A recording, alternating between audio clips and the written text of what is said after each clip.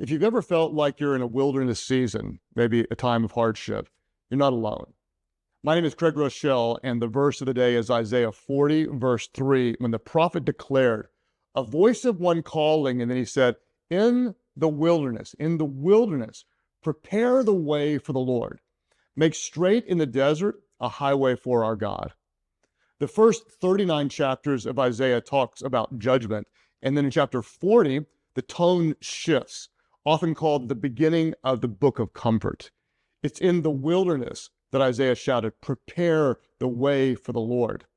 This prophetic word isn't just an ancient declaration. It's actually a very powerful reminder for us today that God often does his greatest work in the wilderness.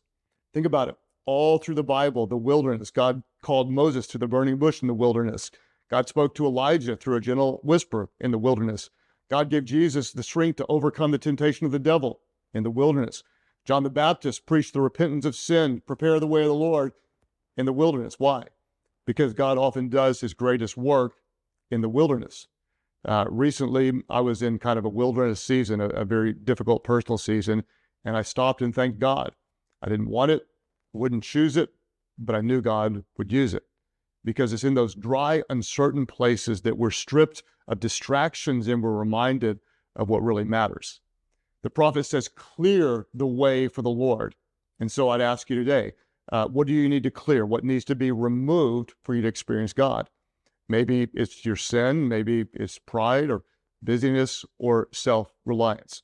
But don't panic if you're in the wilderness. The wilderness is not a punishment, but preparation. Why? Prepare the way for the Lord to work in you. Because we may enjoy God on the mountaintops, we get close to him in the wilderness.